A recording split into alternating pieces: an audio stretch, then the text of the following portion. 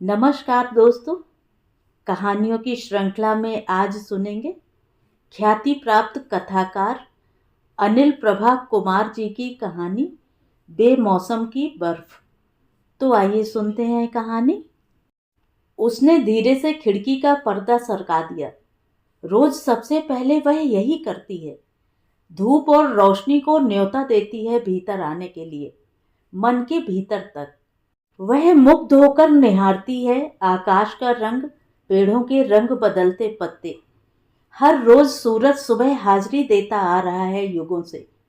वह अपने भीतर इस सूर्य विश्वास को भर लेना चाहती है। चाहे कुछ हो जाए, सूरज तो निकलेगा ही। आज की सुबह कुछ अपरिचित सी लगी। आकाश पर जैसे किसी ने सुनहरी के बजाय सफेदी की गाढ़ी चादर तान दी थी। ठोस सफेदी, कहीं कोई हल्की सी दरार तक नहीं। हटो ना माँ, मुझे भी देखने दो, महक ने आंखें मलते हुए अलसाई सी आवाज में कहा। Good morning. उठ गई मेरी बिटिया। वह लाड़ में भरकर महक के सिरहाने आकर बैठ गई। बिन बालों वाली महक चिकने सिर के साथ कोई और ही लगती है, जैसे 30 साल की युवती फिर से 5 साल की बच्ची हो गई हो। पीली पड़ती रंगत के ऊपर बड़ी बड़ी काली आंखें जैसे मुखर हो उठी हों। बस मुझे देखो और कुछ नहीं। चारू ने उसके सिर के पीछे सिरहाना रख सहारा दिया। माथे को छुआ, कुछ गर्म लगा। आंखें भी चढ़ी थीं। कैसी है तबीयत? ऐसे ही है, कहकर वह खिड़की के बाहर लगे मैग्नोलिया के पेड़ को देखने लगी। उसके चेहरे पर शांति और मुस्कान आ गई। महक, देख पेड़ कितना कलियों से लदा पड़ा है। बस अब ये कलियां कुछ दिनों में खिल जाएंगी तो कितना सुंदर लगेगा यह पेड़। तभी तो मैं ऊपर अपने बेडरूम में न सोकर नीचे आपके स्टडी रूम में सोती हूँ। आंख खुलते ही मैग्नोलिया का यह पेड़ मुझे हेलो कहता है। अभी तो इसकी कलियां अपनी गुलाबी जामुनी मुट्ठियां बंद किए बैठी हैं। जब खुलेंगी ना तो लगेगा गुलाबीपन लिए सफेद तश्तरियों का अंबार लगा दिया है किसी ने। और जब फूल झरेंगे तो पेड़ के नीचे गुलाबी फूलों की चादर बिछ जाएगी। मेरा जी चाहता है मैं उन गिरे हुए फूलों के बिस्तर पर जाकर लेट जाऊं। चारू के मन में एक शब्द घुमड़ता है, सुहाग सेज। महक के पीले पड़ते चेहरे को देखने लगती है। पता नहीं कब से यूं ही लेटे लेटे फूलों के बिछौने देखा करती है। जाने क्या क्या घुमड़ता होगा इसके मन में। कभी शिकायत नहीं करती, बस मुस्कुरा देती है। आज की सुबह है ना माँ, वह पता नहीं उसे या अपने को दिलासा देती है। चारू मुस्कुरा नहीं पाती। कितनी सुबहें और सोचती है तो लगता है जैसे चूल्हे से जलती लकड़ी खींचकर किसी ने उसके सीने के भीतर घुमा दी हो। धुआंसा हो गया है अंतर मन जीवन सभी कुछ। पर सांस तो चल ही रही है, क्योंकि हेमंत साथ हैं, दूर दिखती रोशनी की ओर इंगित करते हुए। महक ठीक हो ही गई थी ना, फिर काम पर भी तो जाना शुरू कर दिया था। अलग अपार्टमेंट में भी रहने लगी थी। विश्वास रखो, फिर ठीक हो जाएगी, हेमंत कहते। कैसे संभालेगी सब कुछ? चारू का मन डगमग करता। उसे स्वावलंबी बनने दो, जीने दो उसे अपने हिसाब से। अपवाद भी हुआ करते हैं। बहुत सी शारीरिक व्याधियां मनोबल से भी नियंत्रण की जाती हैं। मनोबल, बस इस एक शब्द को पकड़ लिया था उसने, जो अक्सर उसके हाथ से फिसल जाता। वह टूटने लगती और फिर भागती उसी को पकड़ने के लिए। उसे इस अंधेरे में ये जुगनू चाहिए थे, ढेर सारे। चारू को भी उसने एक जुगनू पकड़ा दिया, अपने आशीष का। तुम्हारे बेडरूम के बाहर भी तो इतना भरा पूरा चीड़ का पेड़ है, सदाबहार, हर मौसम में हरा भरा। पर मुझे तो यही अच्छा लगता है, छोटा सा मैग्नोलिया का पेड़ धीरे धीरे बढ़ता हुआ। महक खिड़की के बाहर शून्य में देखती रही। हेमंत एक हाथ में पानी का गिलास लिए दाखिल हुए, दूसरे में दवा की 2 गोलियां थीं। Good morning sweet heart. उन्होंने पानी का गिलास महक की ओर बढ़ा दिया। पिछले 6 वर्षों से वे यूं ही उसकी दवा लेकर आते हैं। महक ने यंत्रवत पकड़ लिया, दूसरा हाथ बढ़ाकर दवाई भी ले ली। पानी से दोनों गोलियां निकलकर फिर अधलेटी सी हो गई। वह चुपचाप उसके चेहरे की ओर देखते रहे, फिर निगाहें पत्नी की ओर उठी। दोनों ने एक दूसरे को देखा। चारू के गले से हल्की सी उच्छ्वास निकली और वह जल्दी से कमरे के बाहर आ गई। तबीयत ठीक नहीं? उन्होंने महक से बहुत कोमलता से पूछा। महक ने सिर्फ दाएं से बाएं सिर हिला दिया। वह थकी लग रही थी। हेमंत कहीं गुम से हो गए। आज शनिवार था, उन्हें काम पर नहीं जाना। मौसम कैसा मनहूस सा हो रहा है। धूप निकलती तो शायद महक भी थोड़ा स्वस्थ महसूस करती। बिस्तर पर लेटकर मौसम ही तो देखती है। कुछ ठीक होती है तो टेलीविजन। वह वहीं पास रखी कुर्सी पर बैठ गए। मेडिकल एनसाइक्लोपीडिया को उठाकर आंखों के आगे रख लिया।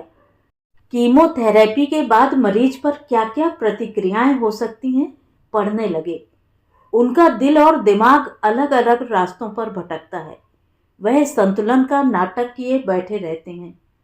उम्मीद जगी तो थी कि शायद फिर से सब सामान्य हो जाएगा। दोबारा सब गड़बड़ हो गया।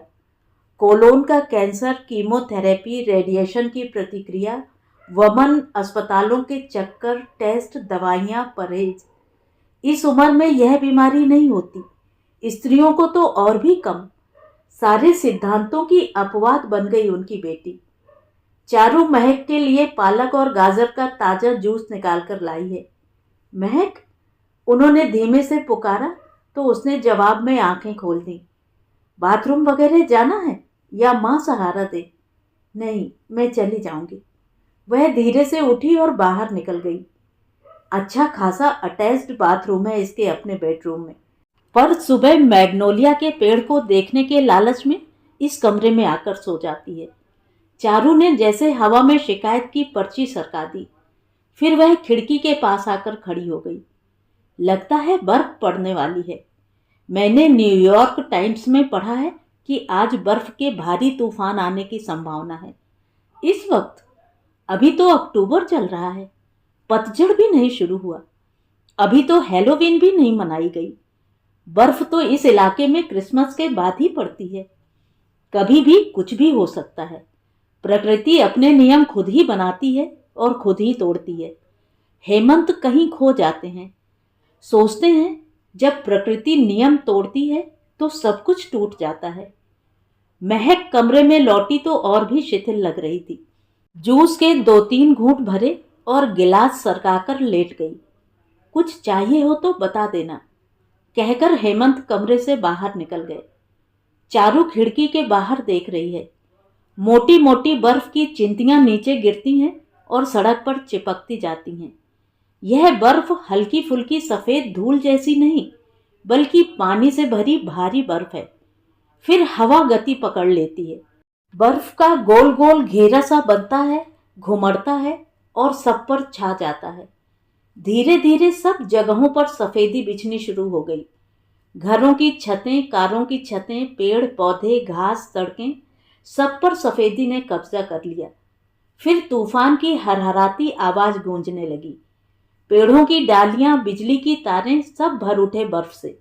सब और बर्फ, बस बर्फ। चारू ने अभी तक बर्फ पड़ती देखी है तो सिर्फ पतझड़ के बाद। नंगी पड़ी कमजोर डालियों पर ही बर्फ की परतें चढ़ती, जमती और फिर बाद में धीरे धीरे पिघलती। पर यूं जवान पत्तों से लदे फंदे पेड़ों पर बर्फ पड़ते कभी नहीं देखी। बिजली की तारों के ऊपर शायद 1 इंच मोटी बर्फ की तह जम चुकी थी। महक शायद दोबारा सो गई। चारू रसोई घर की ओर बढ़ी तो देखा हेमंत वहीं टेलीविजन पर आंख गड़ाए बैठे थे, जो वह कम ही करते हैं। यह मौसम का भविष्य वक्ता तो डरा रहा है, उन्होंने बड़े ही सहज भाव से कहा। चारू रसोई में खाने पीने का इंतजाम करते हुए रुक रुक कर टेलीविजन पर भी नजर डाल लेती है। टेलीविजन के पर्दे पर स्थानीय नक्शा उभरा। पूर्वी तट पर भारी बर्फ पड़ने की संभावना यथार्थ में बदल रही थी। पर्दे के निचले हिस्से पर तेजी से शब्द दौड़ रहे थे। आपातकालीन सलाह थी, बिना जरूरत के घर से न निकलें।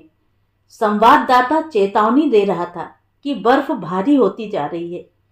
पेड़ पूरे यौवन पर हैं, हरे भरे पत्तों से लदे हुए बर्फ के भार तले टूटते जा रहे हैं। भारी भारी शाखाएं टूटकर बिजली के तारों पर गिर रही हैं। तार कई जगहों से टूटने शुरू हो गए हैं। बिजली गुल हो सकती है। चारू की परेशानी बढ़नी शुरू हो गई। फोन बजा। नगरपालिका की ओर से शहर के सभी फोनों पर संदेश छोड़े जा रहे हैं। यदि आपकी बिजली चली जाए और आपके घर में कोई बूढ़ा, बीमार या बच्चा हो तो तुरंत नगरपालिका भवन में अस्थायी तौर से बनाए विश्राम गृहों में चले जाएं। चारू के हाथ तो जल्दी से कुछ खाने को बनाने के लिए फुर्ती से दौड़ रहे थे और आंखें टेलीविजन पर भटक जाती, और उससे भी ज्यादा गति से भटक रहा था मन। अगर बिजली चली गई तो फ्रिज में रखी महक की दवाओं का क्या होगा? हेमंत के चेहरे पर कठोरता का ढक्कन लगा है, जिसके नीचे एक प्रश्न केंचुए की तरह रेंग रहा है। क्या महक मौसम की इस मार को झेल पाएगी? चारू ने जाकर महक को छुआ तो महसूस किया माथा तप रहा है। थर्मामीटर लगाया। हेमंत पास आकर खड़े हो गए। चारू ने खुद देखा और उन्हें थमा दिया। चारू, इसके डॉक्टर को फोन करो। खुद वहीं चहलकदमी करने लगे। चारू ने फोन मिलाया। कुछ परेशान दिखी।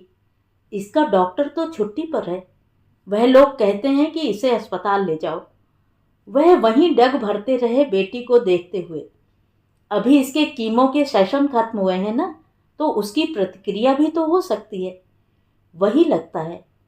इन हालात में अस्पताल कैसे ले जाएंगे? चारू परेशान होकर पूछती है। वह तो एम्बुलेंस भी बुला सकते हैं। सोचता हूँ इसका डॉक्टर तो यहाँ है नहीं। अस्पताल में कोई नया डॉक्टर होगा ड्यूटी पर। उसे इसकी केस हिस्ट्री मालूम नहीं होगी। इतना आसान नहीं है इसका केस। तो अभी टाइलेनॉल देकर देखते हैं। पहले भी तो यही करते हैं। शायद बुखार उतर ही जाए। वह दवाई और पानी लेने खुद ही बढ़ गए। टेलीविजन पर थी खाली सड़कों की धुंधली तस्वीरें और बर्फ की हाहाकार करती गति। पेड़ों की भारी भारी शाखाएं टूटकर रास्तों पर गिरी हुई। रास्ते अवरुद्ध। लोगों के घरों में बिजली नहीं। हर थोड़ी देर बाद आंकड़े बढ़ रहे थे। हिमपात का स्तर भी 3 से 5 इंच से लेकर अब 8 से 10 इंच तक पहुंच चुका था। अचानक एक भोंडी सी आवाज निकालकर टेलीविजन की तस्वीर अंधेरे में गुम हो गई। लो, हमारी बिजली भी गई। वह अपने आप में बुदबुदाई। हेमंत उठ खड़े हुए। चारू, तुम महक को थोड़ा सूप दे दो। कैसे गर्म करूं? वह हड़बड़ा रही थी। इस वक्त दिया सलाई से गैस ऑन कर लो। फिर कुछ सोचते रहे। तुम सभी मोमबत्तियां ढूंढकर रखो। मैं फैमिली रूम में जाकर फायर प्लेस जलाता हूँ। महक को भी वहीं सोफे पर लिटा देते हैं। घर तो अब धीरे धीरे ठंडा हो ही जाएगा। चारू सोचती है कि शुक्र है हमारा स्टोव गैस का है, बिजली का नहीं। फायर प्लेस में भी गैस का पाइप जाता है। हीटिंग न रहने के बावजूद कुछ तो सहारा रहेगा ही। हेमंत ने फायर प्लेस में आग जला दी। महक को बच्चों की तरह कंबल में लपेटकर वहीं सोफे पर लिटा दिया। सिर के नीचे सिरहाना रखकर मुस्कुराए। इसे कैंप फायर ही समझो। यहीं आग के पास बैठकर गप्पे मारेंगे। डैडी, आपके लिए तो यह भी एडवेंचर होगा, क्योंकि आप और मम्मी कभी ऐसे आराम से बैठ जाएं, इसके लिए भी बिजली विभाग का शुक्रिया अदा करना चाहिए। लगता है बुखार टूट रहा है तेरा, कहकर चारू ने सूप का प्याला महक को पकड़ा दिया। फिर जाकर ट्रे में अपने दोनों के लिए भी खाना ले आई। बेहद सादा बेस्वाद सा खाना। अब घर में कुछ ही चीजें पकती हैं, और वह भी बिना तेल मसालों के। तीनों चुपचाप खाते रहे। बाहर बर्फ पूरी रफ्तार से गिरती रही। हवा की साएं साएं शीशे के दरवाजों पर सर पटक जाती। लगा ठंड ने घर के भीतर घुसपैठ करना शुरू कर दिया। बाहर धुंधलका था। कितने बजे हैं? चारू ने रुककर घड़ी को देखते हुए हेमंत से पूछा। 6:10। उन्होंने कलाई घड़ी से पढ़ लिया। वह जल्दी जल्दी पलकें झपका रहे थे। उठकर इधर उधर चलते, पर कमरे की सीमा के भीतर ही। चारू ने कई मोमबत्तियां एक ही प्लेट में जला दी। फिर जाकर एक बाथरूम के अंदर भी रखाई। बाहर बर्फ की सफेदी ने शहर पर कब्जा कर लिया और भीतर अब अंधेरा भी वही कोशिश कर रहा था। अगर आज रात भर बिजली ना आई तो? हो सकता है आज रात क्या, कल रात तक भी ना आए। सुना नहीं, पावर कंपनी वाले इतने बड़े पावर फेलियर को संभालने के लिए तैयार नहीं है। यह भी तो हो सकता है कि थोड़ी देर में आ ही जाए। पहले भी तो ऐसा होता है। चारू आशावादी थी। पहले ऐसा कभी नहीं हुआ। यहाँ अक्टूबर में इतना बड़ा बर्फीला तूफान कभी नहीं आया। यह बेमौसम की बर्फ है। प्रकृति के स्वाभाविक नियम और क्रम के विपरीत जाने से वह नाराज थे। जैसे हर कदम पर कह रहे हों, गलत है, यह गलत है, ऐसा नहीं होना चाहिए। महक चुपचाप आंखें बंद किए लेटी थी और वह प्रकृति से जूझ रहे थे। चारू चुपचाप उन्हें देखती रही।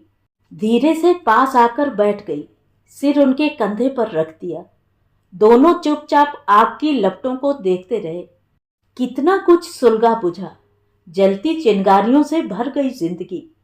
घर में अंधेरा गहरा गया था और वह तीनों निश्चल बैठे सोख रहे थे उस अंधेरे को, जलती मोमबत्तियों को जो पिघल पिघल कर किनारों से नीचे बह चुकी थीं और अंदर उनके गहरे गड्ढे बनते जा रहे थे। डैडी, ठंड लग रही है, महक कुनमुनाई। चारू ने उस पर एक और कंबल डाल दिया, अपने और हेमंत के ऊपर भी। थोड़ी देर बाद हेमंत सब झटक कर उठ खड़े हुए। ऐसे नहीं चलेगा। उन्होंने सेल फोन उठाया, काम कर रहा था। रमेश, तुम्हारे यहाँ क्या अभी पावर है? तो ठीक, हम आ रहे हैं। संक्षिप्त सी बात करके फोन रख दिया। चारू, रमेश और लीना के यहाँ चलना होगा। तुम दोनों पूरी तरह गर्म कपड़े पहन लो और महक की सभी दवाइयाँ भी ले लो। मैं गाड़ी बाहर निकालने के लिए ड्राइव वे की बर्फ हटाता हूँ। चारू उन्हें खिड़की से बाहर फावड़े से बर्फ हटाते देख रही थी। पिंडलियों तक बर्फ में धंसा एक प्रौढ़ आदमी फावड़े के साथ बर्फ से जूझ रहा है। झुकता है, बर्फ उठाता है और अपनी दाईं बाईं ओर फेंकता जाता है। मुंह पर बर्फ की मार तमाचों की तरह पड़ रही है, पर उसे रास्ता बनाना है। सिर्फ इतना कि अपनी जवान बीमार बेटी को यहाँ से निकाल भर सके। चारू का मन भीग आया। जरा सा दरवाजा खोला। मैं आऊं मदद के लिए? तुम अंदर रहो महक के पास, वह जवाब में चिल्लाए। गाड़ी हेमंत बहुत ध्यान से चला रहे थे, इंच इंच करके। गाड़ी फिसल फिसल जाती। जाहिर था कि नगर पालिका का ट्रक अभी बर्फ हटाने नहीं आया था। मोड़ पर आने से पहले ही गाड़ी रुक सी गई। सामने एक पेड़ गिरा पड़ा था, रास्ता बंद। गाड़ी को पीछे मोड़ने में फिसलने का खतरा था। धीरे धीरे उन्होंने गाड़ी को थोड़ा बाएं मोड़कर गोलाई काटते हुए वापस कर लिया। दूसरी सड़क से लीना रमेश के घर का रास्ता लिया। एकदम सूनी सड़क। पैदल 10 मिनट का और गाड़ी से 3 मिनट का रास्ता इतना बीहड़ भी हो सकता है, कभी अनुमान भी नहीं लग सकता था। चारू दम साधे महक को पकड़कर पिछली सीट पर बैठी रही। रमेश की सड़क पर घरों में बिजली नजर आई। हेमंत धीरे धीरे गाड़ी को ड्राइव वे पे लाए। खुद पहले उतरकर दरवाजा खोला। महक को दोनों पति पत्नी सहारा देकर दरवाजे तक ले आए। खाने की मेज पर बैठे हुए भी सबकी आंखें टेलीविजन पर ही चिपकी थी। इस इलाके में 1 फुट से ज्यादा बर्फ गिर चुकी है। सड़कों पर पेड़ों की शाखाएं या पूरे के पूरे पेड़ ही जड़ से उखड़कर गिरे पड़े हैं। बिजली की तारों ने कई इलाकों में बिजली आपूर्ति को क्षति पहुंचाई है। विद्युत विभाग मुस्तैदी से काम कर रहा है। रास्ते अभी पूरी तरह से अवरुद्ध हैं। एम्बुलेंस भी कई रास्तों तक पहुंचने में असमर्थ है। राज्य के गवर्नर ने आपातकालीन स्थिति घोषित कर दी है। अत्यंत जरूरी काम के बिना घर से बाहर मत निकलें। लो, अभी तक तो मौसम संबंधी परामर्श ही दे रहे थे और अब वह चेतावनी में बदल गया। रमेश बोला। हेमंत ने कोई उत्तर नहीं दिया, जैसे उनके दिमाग में गणित की पहेलियां चल रही हों। तुम लोग हमारे बेटे वाले कमरे में सो जाओ और महक के सोने के लिए भी साथ वाला कमरा खोल देती हूँ। लीना पूरी तरह से उन्हें आराम देने की कोशिश कर रही थी।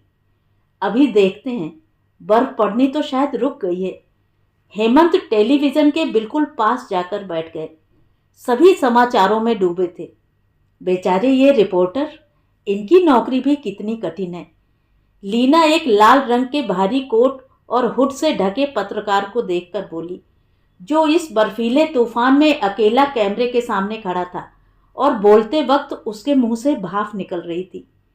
ऐसी बर्फ में तो जहां चाहे स्कीइंग करो, कोई रोक टोक नहीं। महक की आवाज में चहक आ गई। तो कर लेना इस आने वाली सर्दियों में। लीना ने भी उसी उत्साह से कहा, मैं कोलोराडो जाऊंगी डैडी। ठीक, जरूर जाना, कहकर उन्होंने मुंह घुमा लिया। चारू उनके चेहरे देख रही थी। हालात कैसे हमें इतना अच्छा अभिनय करना सिखा देते हैं। कमरे में सिर्फ टेलीविजन पर चलती खबरें ही जीवंत थीं, आवाज और गति में। बाकी सब स्थिर था। चारू उठी और उसने लीना के फोन से अपने घर का नंबर मिलाया। दूसरी ओर घंटी बज रही थी। फिर उसी की आवाज में रिकॉर्ड किया हुआ संदेश था। बिजली आ गई, उसने खुशी से ऊंची आवाज में कहा। हेमंत उठ खड़े हुए। बस अब चलते हैं यार, रात काफी हो गई है और सड़कों पर इतनी बर्फ है, रात यहीं रुक जाओ, रमेश ने आग्रह किया। 2 ब्लॉक तो हैं मुश्किल से, अपना घर ठीक रहता है। हेमंत ने रमेश की पीठ थपथपाकर समझा दिया। दरवाजे पर रुककर लीना से बोले, ज्यादा निश्चिंत मत होइएगा, जरूरत पड़ी तो हम दोबारा भी आ सकते हैं। हेमंत महक को कंधों से यूं छूकर अपने घर के अंदर लाए जैसे वह बहुत नाजुक सी धातु की बनी हो। चारू बाहर ही रुक गई, देखती रही असीमित श्वेत विस्तार को। उस श्वेत निस्तब्धता को महसूस करती रही। नीचे फैली बर्फ की प्रतीक्षाया से सब जगमग था। आधी रात का समय और ऐसा उजाला जैसे चांदनी का ब्याह रचा हो। हवा, शोर, बर्फ, सब कुछ थम चुका था। वह मुग्ध होकर इस शीतलता को, रजत सौंदर्य को अपने में भर लेना चाहती थी। देखा उसके स्टडी रूम की खिड़की के सामने जैसे कोई छोटा सा बर्फ का टीला उठाया हो। कुछ कदम आगे बढ़ाई। मैग्नोलिया का पेड़ जड़ से उखड़कर पछाड़ खाकर औंधे मुंह गिरा पड़ा था। चारू वहीं जम गई। लगा सीने के खोखल में कोई चीख एक अंधे चमगादड़ की तरह सर पटक रही है। वह पथराई आंखों से देखती रही। एक जवान हरा भरा पेड़ बंद कलियों समेत धराशायी था। वह स्तब्ध थी। एक त्रास सा छा गया उस पर। महक सुबह उठकर क्या देखेगी? वह रोकना चाहती थी उस सब को जो उसके वश में नहीं था। लगा कोई भारी अपशगुन हो गया। वह महक को यह सब कतई नहीं देखने देगी। पीछे से आकर किसी ने कंधे पर हाथ रख दिया। देखा हेमंत थे। ठंड लग जाएगी, अंदर चलो, मनुहार से कहा। देखो, अभी तो यह कलियां पूरी तरह खिली भी नहीं। चारू की आवाज भर्रा रही थी। हेमंत ने चारू को अपने सीने में समेट लिया। उसके सीने का फड़फड़ाना अपने भीतर भी महसूस करते रहे। चारू को बाहों में समेटे पता नहीं कब तक यूं ही खड़े रहे। उन दोनों की साझी लंबी सी परछाई बर्फ पर बड़ी दूर तक खिंच गई। धीरे से उन्होंने चारू के सिर को चूमा और बाहें ढीली कर दी। महक अंदर अकेली है, चलो। उन्होंने चारू को बाह से सहारा दिया। दरवाजे के बाहर आकर चारू फिर रुक गई। आती हूं, कहकर वह बर्फ में पैर धंसाती घर के पिछवाड़े तक चली गई। सब कुछ वैसा ही था। देखती रही, फिर पलटी। चारू अंदर आकर कमरे के एक कोने में खड़ी हो गई। महक को आंखें मूंदे सोफे पर लेटे देखा तो बस देखती रही। कितना कुछ अंदर हाहाकार करता रहा। वह जवान पेड़ जैसे उसके सीने पर ही गिरा था और जूझते हुए वह धंस रही थी। हेमंत ने हाथ बढ़ाकर बेटी को सहारा दिया। चलो, तुम्हें बेडरूम तक ले चलूं। महक अधनींदी ही स्टडी रूम की ओर जाने लगी। मां लपक कर खड़ी हो गई। रुको, वहां नहीं। हेमंत के माथे पर त्योरियां उभरी। एक प्रश्न चिन्ह झिलमिलाया। आज महक ऊपर सोएगी, अपने कमरे में, चारू ने दृढ़ता के साथ कहा। फिर हौले से बुदबुदाई, वहां से सदाबहार दिखता है। तो ये थी कहानी। कहानी आपको कैसी लगी कमेंट करके ज़रूर बताएं। और अगर मेरे द्वारा सुनाई हुई कहानियाँ आपको अच्छी लगती हैं और आप मेरे चैनल पर पहली बार आए हैं तो चैनल को सब्सक्राइब ज़रूर करें, लाइक करें और अपने दोस्तों और परिचितों में शेयर भी करें। बेल आइकन दबाना बिल्कुल भी ना भूलें। धन्यवाद।